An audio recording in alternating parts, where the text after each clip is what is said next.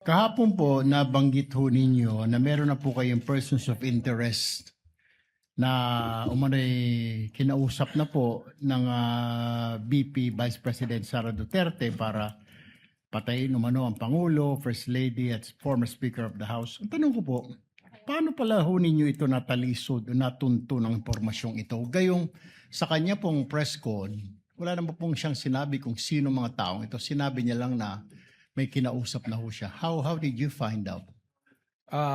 Ganito po yan, sa lahat naman po ng kaso na hinahawakan po ng National Bureau of Investigation para po maging successful yung aming pag-iimbestiga, ay nagre-rely po kami sa iba't ibang intelligence report. Yun nga po, may tinatawag tayong open source intel, human intelligence, and we also use tools to monitor things. At titrim down po tayo niyan, tinitingnan po natin hanggang dumating tayo doon sa punto na mayroon pong resolusyon yung ating pong kasong tinitingnan. With regards to po sa persons of interest, yung prosesong din yan po ang atin pong sinundan. Okay.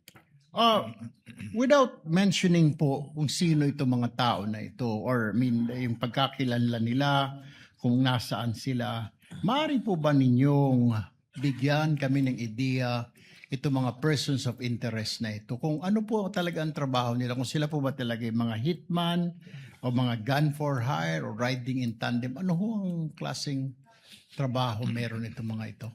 Well, siguro po ganito, although I cannot reveal so much in the identity, but going to the process na sinasabi ko nga po, so we're using informants, may mga sinusundan po tayo.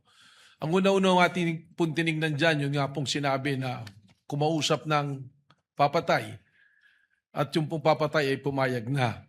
So, ano pong ginawa natin dito? Tinignan na natin kung saan spear po papasok, sino ba yung pwede, saan ba pwedeng nanggaling yon? Hindi kagad sino, saan po ba pwedeng nanggaling yon?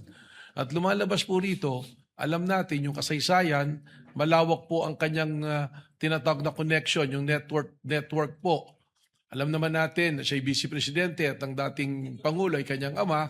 Ibig sabihin, nakadevelop po ito ng mga relasyon. Unang-una na sa mga men in uniform na hanggang sa ngayon, marami po rito na na-appoint pa niya nung panahon na sila ay nandiyan. Nandiyan din po, binanggit ko yung Vice President Sara sa security group at yung pong mga Davao Death Squad. So tinignan po natin at tinignan by process of elimination yung mga tao po na maaaring dun nang galing or maaaring nakakaalam. And by process of elimination, nag-start po kami maraming individuals hanggang sa matrim down po namin ng matrim down. Hanggang sa ngayon, kaya sinabi ko po kahapon sa kagalang-galang sa katanungan ng ating Senate President po, gaano ba katagal pa to? And I said, we have great progress. Dahil lang simula po kami sa marami ngayon na trim down na po namin sa iilan na personalidad po. Okay, pangalawa sa huling katanungan ko po, Ginoong Testigo, ay ito pong threat na ito po hanggang ngayon ay continuing threat po ito or pwedeng i-execute anytime ng mga sinasabi ninyong persons of interest?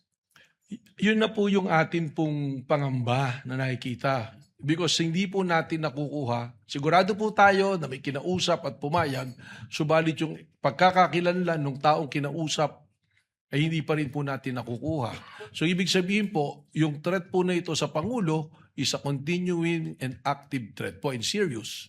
So yun po yung gusto nating i-address dito. Panguling katanungan na lamang, Mr. Witness, na-imporma na po ba ang Pangulo at ang kanyang PSG para alam ho nilang kanilang gagawin at hindi po sila malingat sa kanilang seguridad? Meron po kaming tuloy-tuloy na pakikipag-ugnayan sa ating sa palasyo po. I will not mention who exactly yung mga kausap po namin doon, but there's always continuing threat assessment po na ginagawa po kami. Thank you, Mr. Witness. Presiding Officer, thank you. Thank you, Senator Judge Erwin Tulfo.